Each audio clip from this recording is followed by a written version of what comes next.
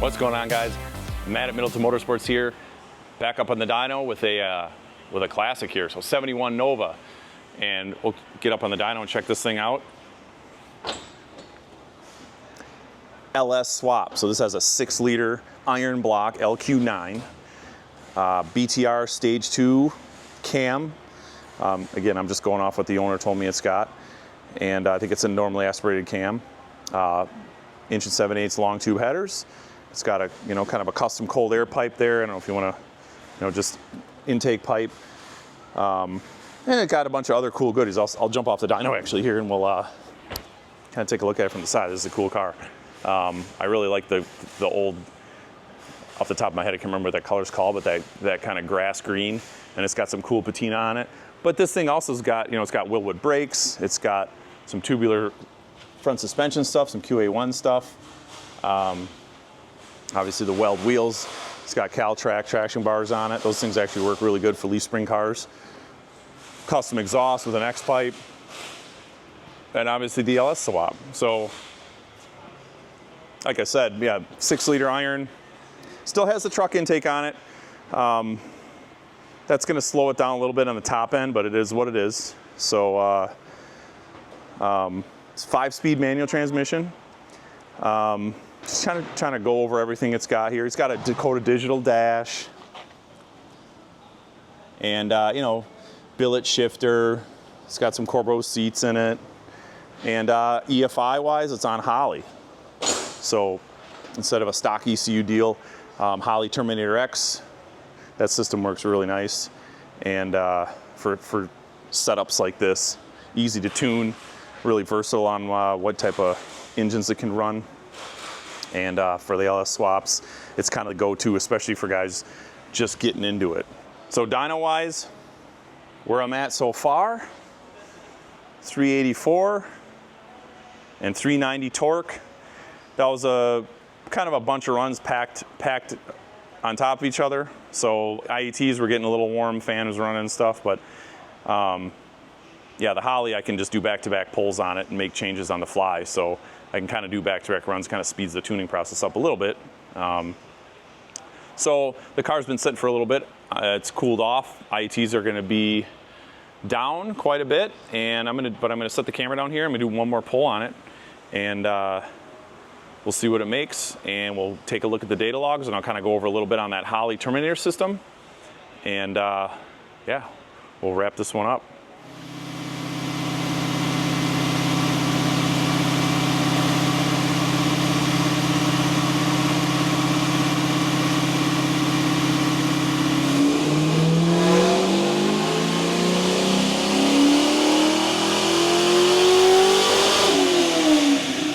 Like we picked up some power there with some cool off.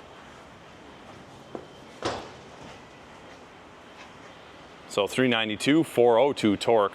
So difference there being the intake temps were about 20 degrees cooler on the blue run versus the red run. So the red run I did about 5 pulls kind of back to back to back. With the Holly, a little different than OEM ECU tuning, where I have to load a tune and kind of wait for it. So like the Mustangs, like some of the GT500s you've seen on the channel. It takes, between me making some changes and loading the tune, and then running the car, bringing all the adaptives back up, it can take 10 minutes between runs. The Holly, when I'm just making little fuel changes, I can make them on the fly as the engine's running. So I can do a pull, make a change, do another pull. I don't have to wait and flash the ECU. So the red run, IETs were 105, 107, something like that. Blue run, IETs were 85. So that's just the difference in intake air temps.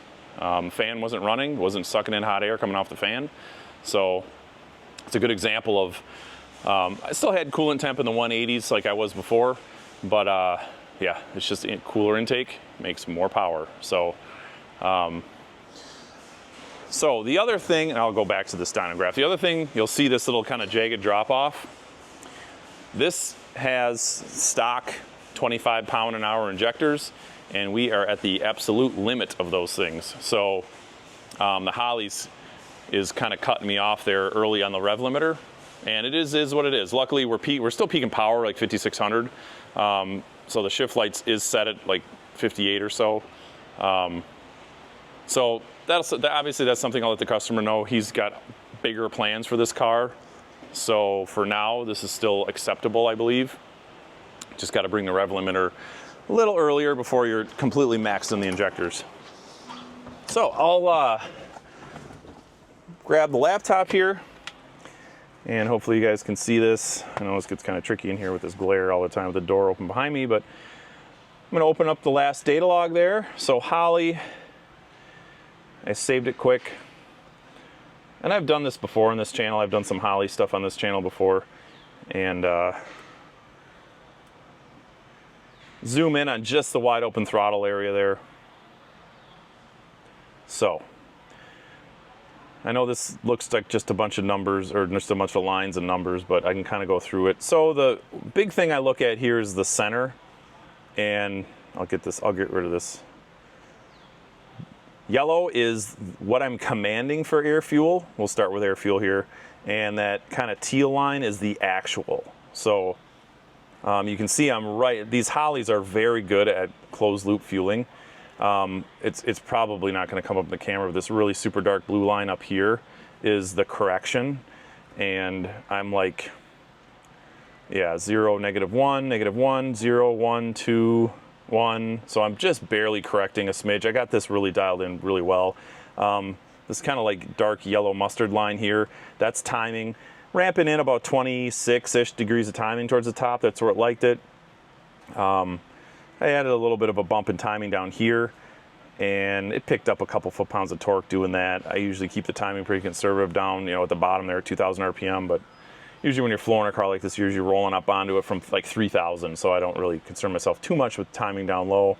But yeah, see the injector pulse width, we're at 5,900 RPM. We're right at 20 milliseconds. That's 100%. So it is all in on injector. So if he's out driving this thing around on a colder day, it's going to be beyond the injector limit. So I'll have to bring the rev limiter in a little earlier than what it's set at now. So, but everything else, so yeah, the fueling correction's the big one. I've done enough of these LS engines of all sorts where I know where the timing needs to be. So I'll close the data log out, and basically your typical Holly software here. So that's the spark table I use. This is what I use on pretty much something similar to this is what I'm going to be using on any just cammed LS, cathedral port or even a rectangular port deal. And it can vary a little bit with compression. If you had like a built high compression deal on pump gas, you might be a little lower on timing. These LQ9s are 10-1, I believe, flat top piston with a bigger chamber on that 706 head. So you can, especially in the cruising area, you can have quite a bit of timing. In the mid 40s, that's where they like to cruise at. Obviously, higher the load, less timing, but then higher the RPM, the more timing. So you're going to kind of get this kind of tapering towards, towards the end there. And very low RPM, no timing with high load. And then idle timing, I usually set that at about 18 on something like this. Bigger cam, sometimes you get a sum at about 20.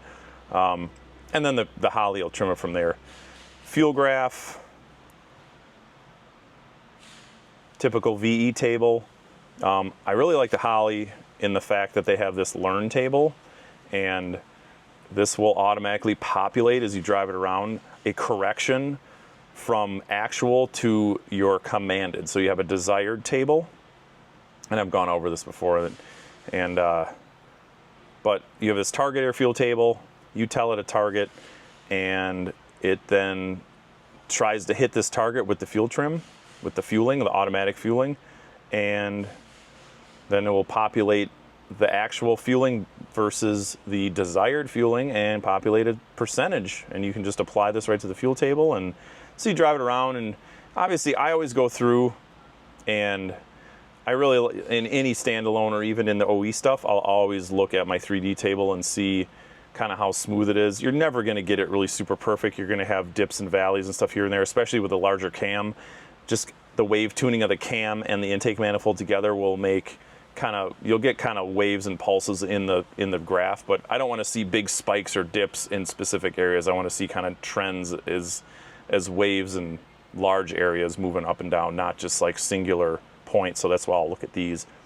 Same with the timing. You know, when I do timing tables, I'm always going to come back and look at the 3D graph and make sure that I don't have some like weird dip or weird spike in real small areas. So timing graph, I'll usually, especially again in a cammed car, I'll usually be pretty kind of standard, this type of curve on it. So yeah, that's just kind of Holly in the nutshell. Obviously, I've gone through Hollys on the channel before, and there's all sorts of stuff you can do with these. The Terminator X is probably the most, I think in my opinion, is for the money.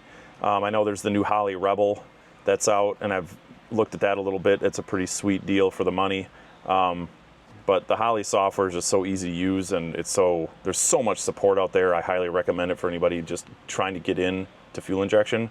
This is the system to get, you know, if you want to do an LS swap in something, in anything, boosted or NA, and you want to get into fuel injection tuning, this Terminator X and Terminator X Max that can control automatics is hard to beat. It's really hard to beat. It's really easy to learn the software, and it's super user friendly. Just with the way that there's, you know, when you set up here, you can look at the kind of the setup menu here, and you know, you can select, you know, what injectors. There's a huge selection for all different kinds of injectors here. The sensors are the same way, you know, all the different sensors out there for like the GM has offered.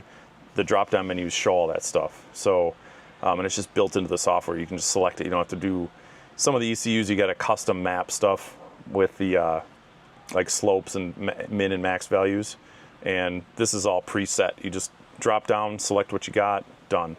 So it makes it super easy. So that's gonna wrap it up for this car, guys. I'm gonna unbolt this or unstrap this thing off the dyno and go take it around the block one more time, and I think it'll do it for that one. But thanks for watching the channel. Check back on all our social media and check out all the other stuff that we're doing, and we'll talk to you guys later.